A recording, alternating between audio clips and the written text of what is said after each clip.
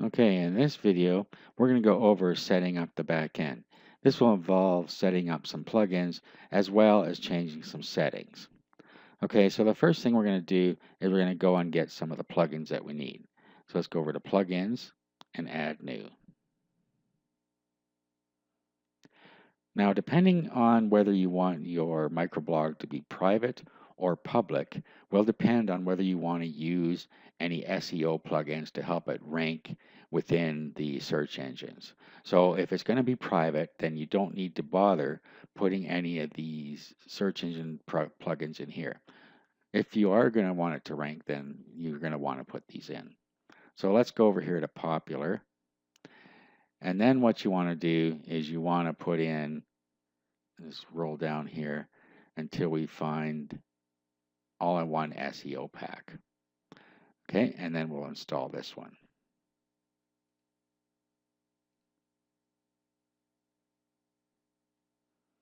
Okay, I'm not going to activate this one for now and return a plugin installer.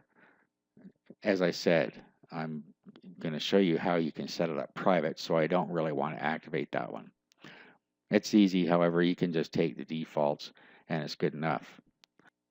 Now we're going to install something for privacy. So if you want to make your microblog private, so just type in private here.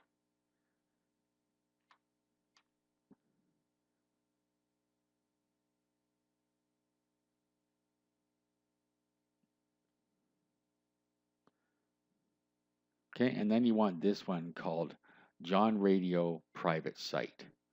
So we'll install this one.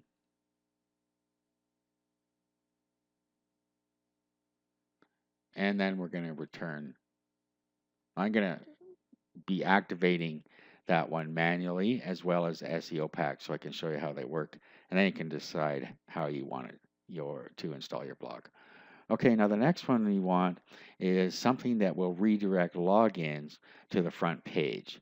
Normally when you log into WordPress, it's going to put them right at their profile page, and we want them to go to the front page when they log in. Okay, so we're going to go here to Login Redirect.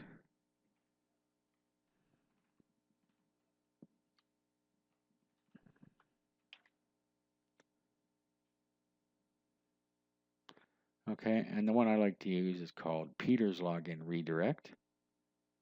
So we'll install this one.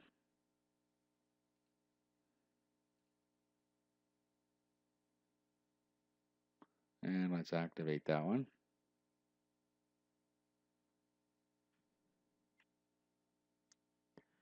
Okay, now let's go back to Add New. And then we're going to go to Popular again. And now what we're going to do is look for the Google XML sitemap. Now again, this is only if you're going to have your site in the search engines. If you want it private, then you're not going to need to put this one in here. So here's Google XML sitemap. I'm going to install that one.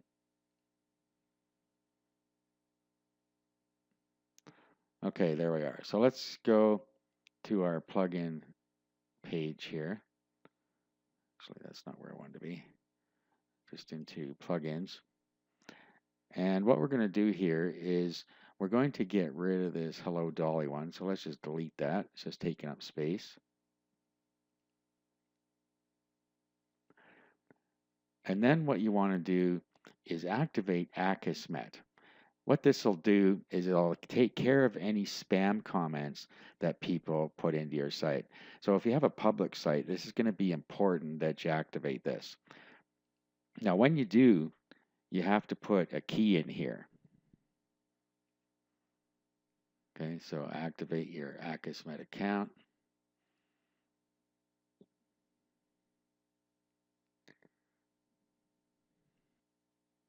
Okay, and then you can either manually put the key in here or you can activate Akismet here by getting your key.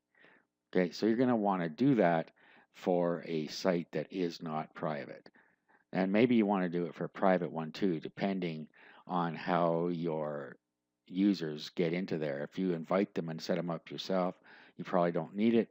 If you're allowing the general public to join, even though it's a private one, you may want to do this. So it depends how much you want to control your comments. Okay, now let's go back to plugins again. I'm not going to activate this for now, but you should activate it if you need to. Now let's go down to the private site and activate this. I'm going to show you the private site first just so you know how it works, and then I'm going to deactivate it. Okay, I better deactivate Akismet here, get rid of that notification. Okay, so now we want to go to settings, and then we want to go to private site. Okay, so what we just need to do is just click on this and it'll activate the plugin.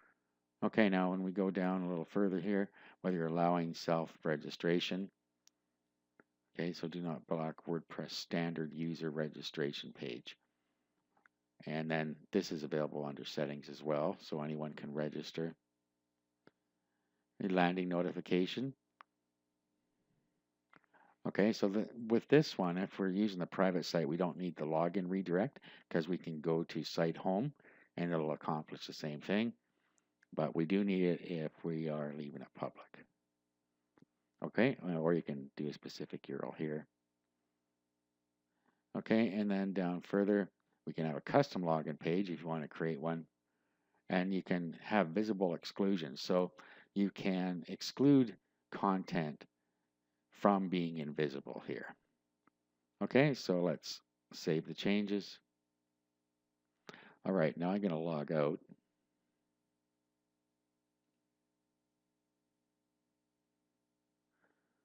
Okay, now I'm going to return to the site.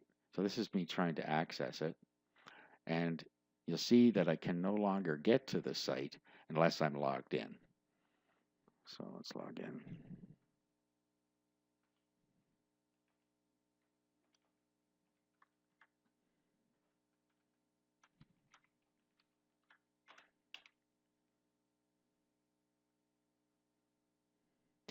Okay, and you see that it took me right to the home page here, which is what we wanted it to do.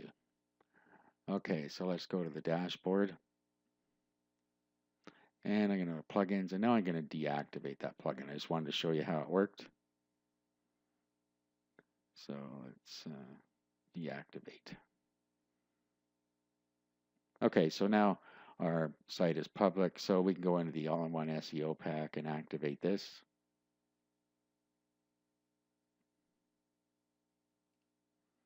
And the Google XML sitemap and activate that. Okay, now we want to go to the all-in-one SEO pack, general settings. Okay, and then you can go down and change any of these that you want. You can keep them at the defaults. The only thing you might want to do is put in your home description and home keywords here.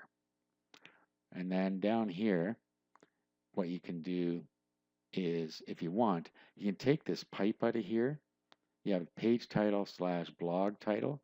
So you can take this back end part off if you want to. Otherwise, you don't really need to do anything with it, and you can leave the options as they are if you like. Okay, now the Google XML sitemap looks after itself. Now the next thing we want to do is go to settings and login redirect. Okay, now what we want to do is do this by role. So we're going to go to subscriber.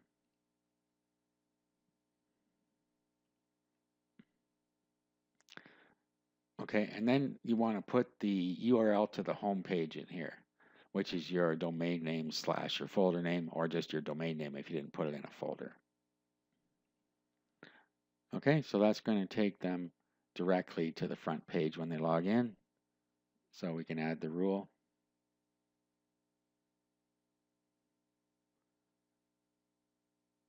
All right, and that's all we have to do. So let's just update. And that's it. Now the next thing we want to do is go and change some settings. So down here under settings, we're going to go to general first. Okay, now in here, we have, as usual, a spelling mistake, so my microblog, and just another WordPress site. You're going to want to change this to something that makes sense.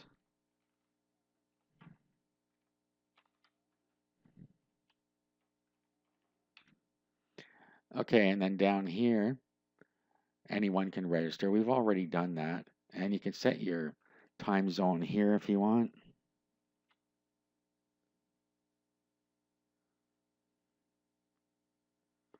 Okay, this is just so that it matches up to where you are. Okay, and then your date formats down here, and we'll save. Okay, now the next thing we want to do is go down to discussion.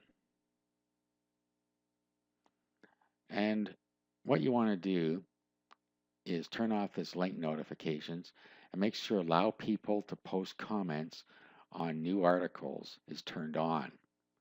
Now, comment author must fill out name and email. You can turn that off unless you're not requiring registration.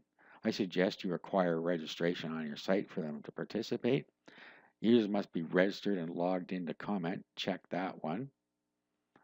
Okay, let's see, enable threaded. You can decide on that one there. And then down here, if you want to be notified, we don't. Okay, and then down here, whether it needs to be held for moderation or if they must have a previous one approved, you can turn all this off. And then you can put in any filtering for blacklist words down here. Okay, and then we'll just save those changes. Okay, so it's important you have the discussion turned on or the whole microblogging part doesn't work. Okay, and then let's go down to permalinks.